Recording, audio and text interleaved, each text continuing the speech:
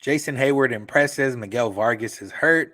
Why are the Dodgers going to Driveline? And a couple more news and notes from spring training. That's what's on tap on Locked On Dodgers. So make sure to keep it Locked On Dodgers. You are Locked On Dodgers, your daily Los Angeles Dodgers podcast. Part of the Locked On Podcast Network, your team every day.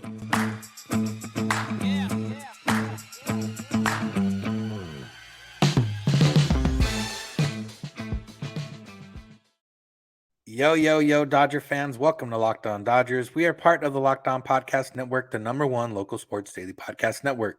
Locked On, your team every day. This is a daily podcast covering the Los Angeles Dodgers, bringing you the smart fans' perspective on our boys in blue. You can find us wherever you find podcasts and on YouTube simply by searching for Locked On Dodgers. And if you want to, subscribe in each of those places and you'll never miss a day because you know we're not going to. If this is your first time listening or watching, I'm Vince Samperio, and I'm usually joined by a co-host, Jeff Snider, but it's just me for today. And Jeff and I are both lifelong Dodger fans that have covered the team, currently cover the team, and have spent time all over Dodger Stadium in a variety of different capacities and different ways. So we're not quite insiders, but we're here to bring you what we think is a smart fan's perspective on our boys in blue. And that's what I'm here to do today. Another day of, not too much wild analysis, more so updates on the Dodgers and thoughts about different things around here. But either way, we're in spring, so we're pretty much getting at least video or some comments or quotes from different players and different guys every single day. So, but we talked a little bit about on yesterday's episode about Jason Heyward and the new swing that he had, and it didn't take long for him to show off that new swing and show what it can do. He was in live batting practice against Tony Gonsolin, and the video that went around the Dodger world yesterday was him crushing a home run. But the result of it wasn't the big deal. It was the swing change, and the swing change you can see right away that his hands are in a different spot. His hands are further back, not away from his body, behind him, not away from his body in front of him. His hands are further back away from his body behind him. He seems to be already in the loaded position. Now, Jason Heyward's a guy who his swing's always been, I guess, the term herky-jerky comes to mind when you think of Jason Heyward and his swing. And it was because his hands were so fast that he'd be able to keep his hands, basically in front of his head, a little bit lower, obviously, but in front of his body. And then at the last second, hands back through the ball and hit the ball, which is fine. But once you get older, you lose a little bit of that. And, pitchers are throwing a lot harder than they do now. And they're throwing a lot different pitches. And they're, learning how to pitch better than they did before. And Jason Heyward, didn't keep up the last few years. So now with the change that he made, it seems like he's ready to hit right away, which is a good sign because you want to be in that position where you're ready to hit pretty much as soon as possible. So his hands are further back, which means he doesn't have to bring them back when the pitch is on its way. And that means he can just basically let those hands, his hands are still fast, but he can let them through the zone, whip it through the zone faster. And yeah, it was one swing in a live batting practice against a guy, either starting or near the beginning of his throwing program, but it's still, reason to be excited because, if this was nothing changed and Jason Heyward hit a home run off Tony Gonsolin in live batting practice in spring training, I'm like, all right, well, Jason Heyward did hit home runs last time he played. Not very often, but he did it. This time it feels different only in the fact that there is a noticeable change, and that change is something that in this day and age, at least with, like I said, with increased velocity and with just a different way that pitchers are attacking hitters, you kind of need to have your hands in the proper place in order to be ready to hit. And that's how it had to be. So Heyward spoke about this the other day, kind of talked about and he said, I was expecting to make changes and expecting to start from scratch, which was nice. That being said, it's still about me as far as showing up every day, especially stepping in the box, being the best version of myself. And yeah, I mean, like right away, you notice, like I said, the swing change and everything else. Juan Toribio of MLB.com, he is a believer that Jason Heyward's going to make the roster.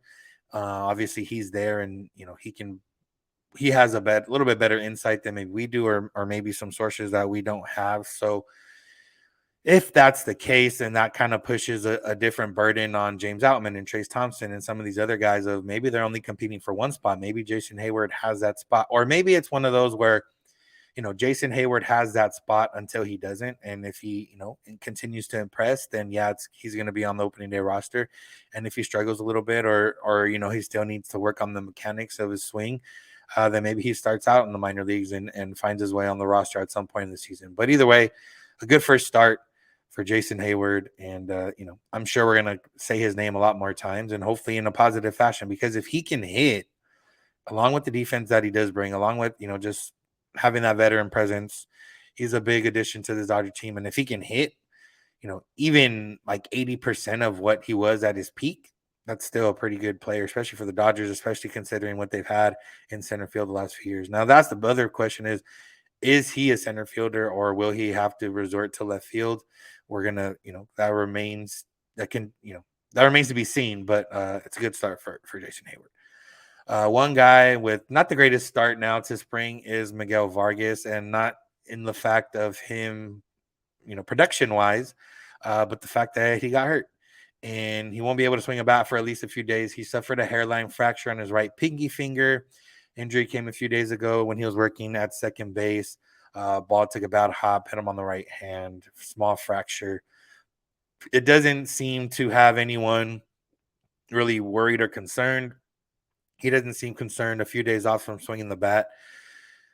I mean, realistically, the pinky on your right hand as a right-handed batter isn't the most prominent finger that you need, and it isn't something that's going to hinder your swing significantly. Hairline fracture means it should, it'll heal on its own pretty quick. And no worries about that.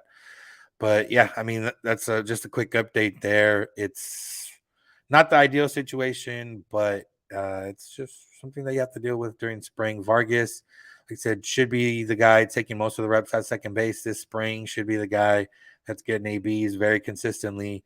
One note that he did have over the last few days, he could have played for Cuba in the World Baseball Classic. This is the first year that Cuba allowed MLB players to participate in the World Baseball Classic for Team Cuba, but he decided against it in order to prepare for the season and be ready for it. I would imagine if it was a year where he was already an established player, he would have played for sure. But when he's not established and he's trying to build, that's something that he doesn't need to be having in his repertoire, or doesn't need to be participating in realistically when it doesn't seem like he's fighting to make the team, but he is fighting to show off why everyone believes in him and why the Dodgers are there. So that's it for this first part. We're going to get into why the Dodgers are going to Driveline, a little bit of talk about Edwin Ríos, who signed with the Cubs the other day, a little bit of talk about Walker Buehler, just a couple of things, news and notes from around spring training. So that's what's on tap. So make sure to keep it locked on Dodgers. And let's talk about Built Bar, because today's episode is brought to you by Built Bar. If you're looking for a delicious treat but don't want all the fat and calories, then you got to try a Built Bar. You're going into baseball season. Baseball season, if you are living close to Dodger Stadium, usually means a couple trips to Dodger Stadium, where maybe you're consuming some alcoholic beverages or some hot dogs or some nachos or things of that nature. And the other days that you're not going to Dodger Stadium, you want to eat a little bit healthier. Well, Built Bars can help you out with that, because like I said, they're covered in 100% real chocolate. They got high protein, high fiber, but they got low calories, low fat, low sugar. You got to try Built Bar. They're tasty. And right now, it's easier than ever to get Built Bars. You don't have to go to Built.com to order them unless you want to, but you can go to your local Walmart or Sam's Club and get them in the pharmacy section. They got 4-bar boxes, 13-bar boxes with a bunch of great flavors like churro, peanut butter brownie, coconut almond, cookies and cream, double chocolate, coconut puffs. They're all there for you at your local Walmart or Sam's Club, or as always at Built.com. So go right now, get yourself a box of Built Bars, and thank us later.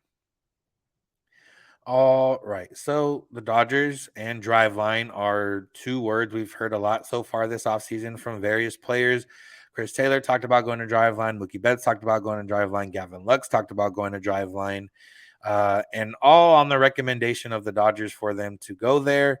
Another one added to that list is Max Muncy. Max Muncy went to Driveline this offseason.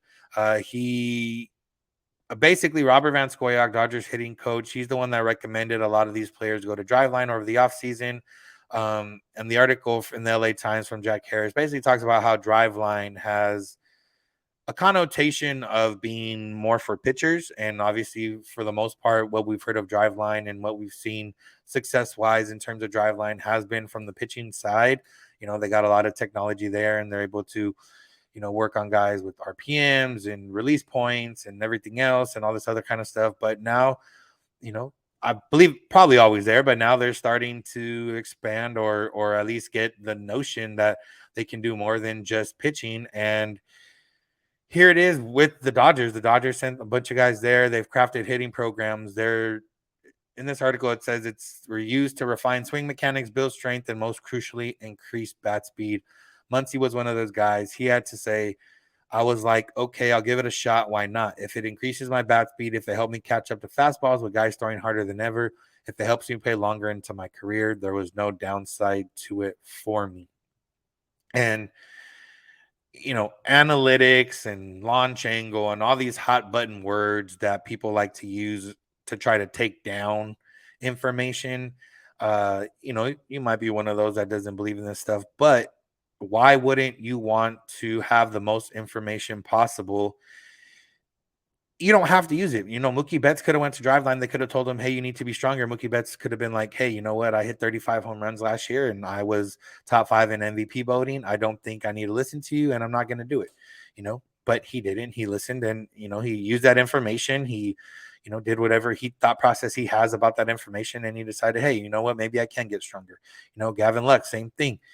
Now, Gavin Lux obviously doesn't have the standing of, well, I was a top 5 MVP candidate. I've, been an MVP before, all that stuff like Mookie does. But Gavin Lux went, got the information, and, put on 10, 15 pounds of muscle this offseason and also increased his swing, his bat speed, according to this article. It says that he basically brought his bat speed up, I believe, by... I can't find it in the article, but either way, his bat speed's faster than it was last year. Gavin Lux had to say, I'm a vision guy, so when you put up a 3D picture of my skeleton and what my body is actually doing, you can get a way better idea of how to improve your swing. 6 mile per hour gain in bat speed. So with the power that he's bringing in terms of getting stronger and the 6 mile an increase on bat speed, maybe Gavin Lux is going to hit 15, 20 home runs this year, and that'd be pretty cool for the Dodgers. But either way, like I said, it's an initiative in which you don't have to listen, but you can go and get info, And the guys that went, other than Mookie Betts, Gavin Lux, Chris Taylor, Max Muncy, they all could benefit from more information just based on how they performed last season. Max Muncy performed very well after the little adjustment he made with the toe tap. But, if he wants to avoid having to turn to that toe tap, he can come get this information here and maybe improve himself. Chris Taylor had a lot wrong last year in terms of his swing. Maybe he figured out he got more information, Gavin Lux as well. So, Driveline is not a bad thing. Now, if the Dodgers come out struggling, or if any of these guys that went to Driveline struggle, it's going to be easy to blame. Well, they shouldn't have done that, blah, blah, blah. But all they did was go and get information. Some of them took that information and turned it into body changes. Some of them will turn that information into swing adjustments or changes or thoughts. And, for Muncy, at least, he now has a new system of weighted bat training. He's got a bunch of drills that he's incorporated into his offseason so far. And he said the whole theory was just increasing bat speed. With everyone throwing 100 miles per hour now, we've got to be able to catch up to it. And that's what it was. And Van Scoyoc kind of said the same thing. He said, I just think the way it's organized and tracked, that's the new part of it. It's just being a little more informed about where guys are at. So like I said, it's not something where you're redefining or change. Jason Heyward changed his swing this offseason. He mentioned that basically he went and started from scratch. These guys aren't doing that. They're just adding information to their current process, their current swing, their current, off-season training, their current, in-season training. There's different things for them to go off about. So it's, not a huge deal that these guys are getting more information. And if it works out, One guy that it did work out for last year who went to Driveline last offseason was Nolan Arenado. Nolan Arenado was, top 3 in MVP voting. Nolan Arenado was already a good player. But again, there's no reason to not go get more information and go figure out what you can do to be better. And, even if Mookie says my employer was the one that told me to go, if he benefits from it at all, it's beneficial not only for him and for the Dodgers. So Muncy did mention that. He said, I think it's been pretty beneficial so far. I think everyone got their own thing out of it. So that's it on the Driveline portion. Let's get into a little bit about Walker Buehler. Walker Buehler coming off his second Tommy John surgery in his career. He said, I feel I'm pretty good where I'm at. Really, I don't remember a ton about how I felt or whatever during the first rehab, but I feel good that we're on track now to throw right around that 6-month mark. I know with the second one, that can be a little bit longer process, but all the numbers and strength and all that seem to be where they need to be. Now, Walker Buehler is not going to pitch for the Dodgers in 2023. Let's just, throw that out there. It's not going to happen. He had surgery very late last year. Even if he came back 12 months, which is not as common when you're coming back from a second Tommy John surgery, he's coming back to the Dodgers in August. Probably not enough time to ramp up and be, a significant contributor. You could think bullpen piece, but either way, Walker Buehler, let's just get that out of our mind. If anything, something miraculous happens and he can come back in 2023, then yeah, okay. But he's not going to pitch for the Dodgers in 2023. But he believes, or he doesn't believe, but he wants to work toward pitching this year. He said, quote, the first time was a 12-month rehab, kind of right on the nose. So I don't see any reason not to have that kind of target. I definitely hope I pitch this year. That's certainly my plan. And I think barring any real setback, I don't see why I shouldn't be able to pitch. If it's on the 15-month end, then I probably won't pitch this year, but that's not my call. I think in the grand scheme of it, it's kind of the surgeon's decision. If I'm healthy and the timeline says I can pitch, I'm going to pitch. I'm not going to wait another 6 months until 2024 to pitch if I don't have to. Dave Roberts called it hopeful because Walker's a special athlete, so he's hopeful. But either way, I don't see Walker Buehler pitching for the Dodgers this year. I do believe that he's going to work and do as much as he can to pitch for the Dodgers this year. And I think if working toward pitching a few innings in September is something that he wants to work for, then that's something that he wants to work for. I don't consider him, really going to contribute any meaningful innings to the Dodgers. It might be, I guess, best case scenario would be like Julio Urias in 2018 when he came back late in the year through a few appearances and then ended up being a bullpen piece for the Dodgers in the postseason. I guess that's, best case scenario, but realistically, I don't expect Walker Buehler to be pitching for the Dodgers this year. But it's good to hear that, everything is looking right on track for, his throwing program, and he should start throwing here at the 6-month mark, which is this month, early next month. And we'll see where he goes from there. But, at the very least, the Dodgers next offseason will be getting a free agent in Walker Buehler, a top-tier free agent in that end, because he will be pitching in 2024. All right. I'm going to talk more about Edwin Ríos and then a couple other news and notes from the Dodgers around World Baseball Classic. That's what's on tap, so make sure to keep it locked on Dodgers. Today's episode is brought to you by FanDuel. It's the midway point of the NBA season, and now is the perfect time to download FanDuel, America's #1 sportsbook, because new customers get a no-sweat first bet up to $1,000. That's bonus bets back if your first bet doesn't win. Just download the FanDuel Sportsbook app. It's free, safe, secure, and super easy to use. You can bet on everything from money line to point scorers to threes drained. You can build your favorite NBA bet that can include spread, money line, total, player props, player points, rebounds, assists, etc. And you can even bet exclusive bets like the 2x3, which is 2 3-pointers in the first 3 minutes. There's a lot of different things to bet on that FanDuel. You can bet on pretty much anything you can think of, or at least combine a few things. You see, if you follow any betting pages, you see some of these parlays hit 2, 3, 4, 5, 6 prop parlays that be hitting. And you get big money, big payouts, and you get a no sweat first bet up to $1,000 in bonus bets when you go to FanDuel.com/lockedon. So there's no reason not to go to FanDuel.com/lockedon to learn more. Make every moment more with FanDuel, an official sports betting partner of the NBA. All right, let's finish up with some talk. So Edwin Rios signed a 1-year deal with the Cubs. He, should get consistent at bats over there, I would imagine. We'll see. At the very least, it's a major league deal. He does have one more option year left, so in theory, he could play in the minors this year. But for Rios, I don't know. He had a weird ending to his Dodger career, and one that he talked about a little bit as well. He said when it came to last year, he hurt his ham. He was pretty strong early on, hitting home runs, doing pretty well.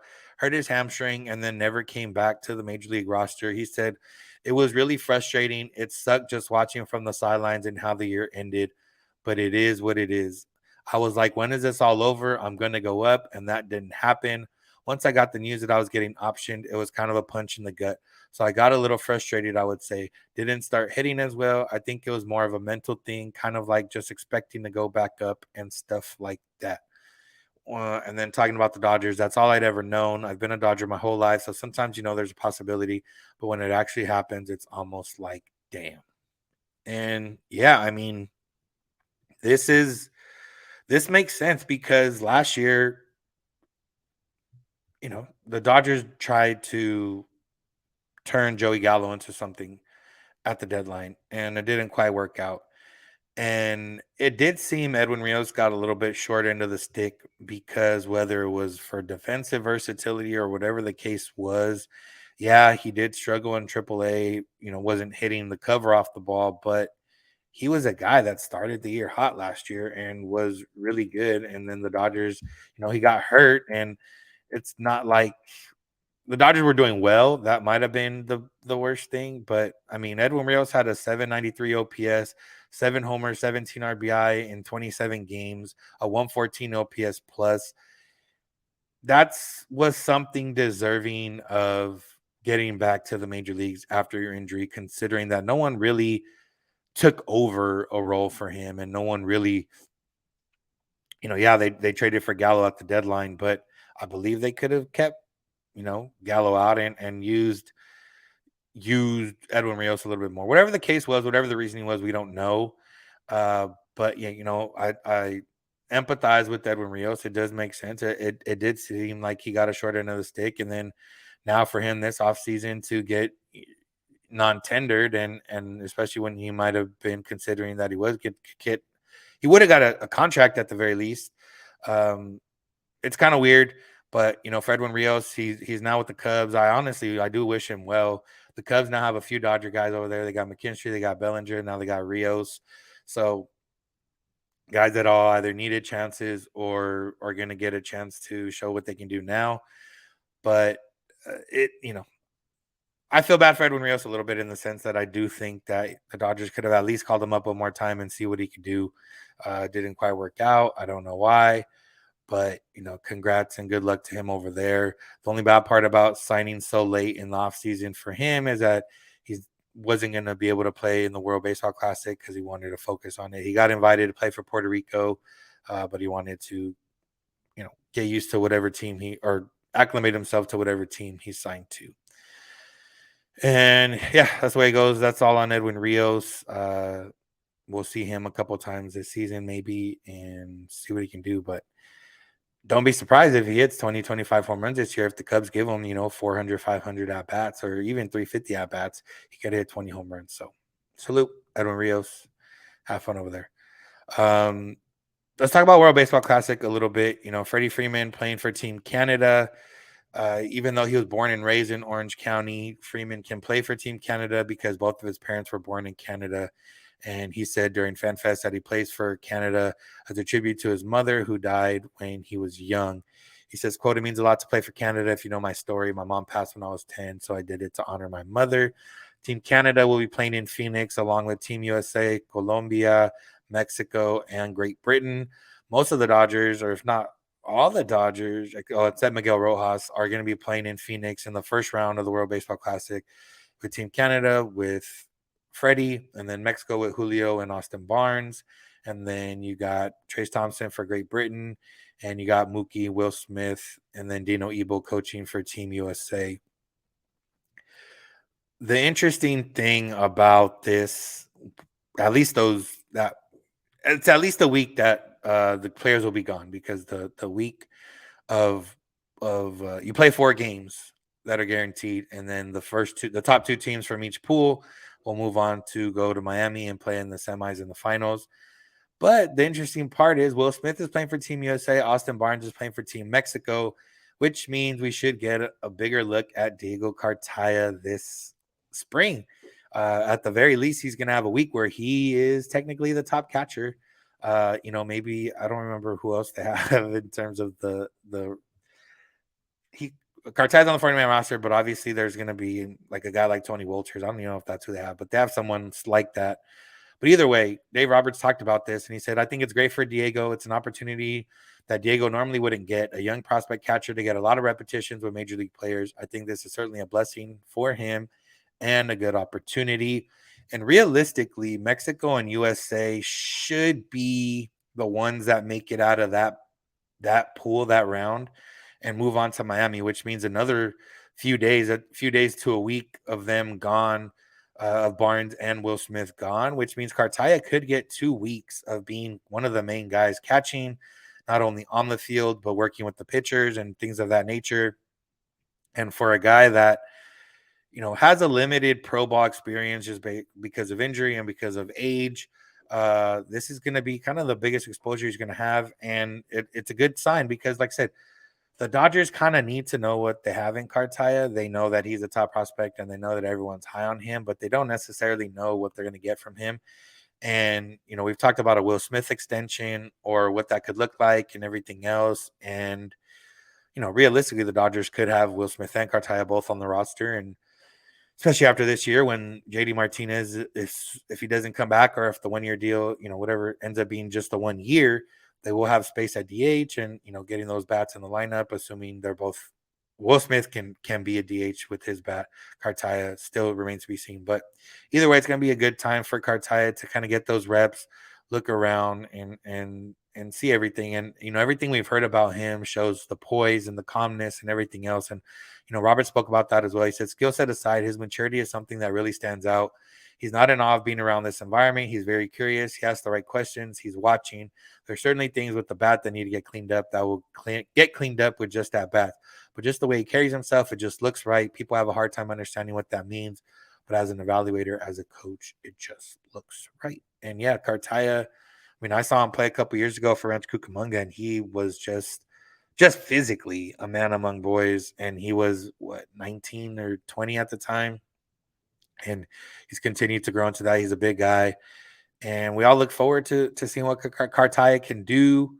And, just another added wrinkle to this spring. We're going to be looking at Jason Heyward at bats and Gavin Lux at bats and Miguel Vargas at bats and Miguel Vargas on defense and, Gavin Lux on defense and, adding Diego Cartaya at least for a week or two to that adds to it. And if you're going out to spring training, you won't get to see Will Smith or Diego Cartaya or Austin Barnes if you're going to Dodger spring training games, but you might get to see Diego Cartaya, which might even be a little bit better considering you can see Will Smith and Austin Barnes during the regular season if you live close enough. So that's all the news and notes from spring. That's going to do it for today's episode. Thank you all for listening. Thank you for making Locked On Dodgers your first listen of the day every day. Check out Locked On MLB Prospects with host Lindsey Crosby. He's a prospect encyclopedia, and he's going deep on the MLB stars of tomorrow. It's free and available wherever you get podcasts. That's also where we are. We're free and available where you get podcasts and on YouTube if you search for Locked On Dodgers, which is how you can find us on Twitter and Instagram, Locked On Dodgers. Jeff is on Twitter at Snider. I'm at Vince Samperio. DMs are open on all those accounts if you need to get a hold of us. You can also get a hold of us via email, lockedondodgers@gmail.com, or via voicemail text at 323-863-5625. We're here every weekday morning, and we hope you'll be with us. When you get in your car or if you're at home, tell your smart device play podcast, Locked On Dodgers. And remember, you don't have to agree. You just have to listen. Have a good one.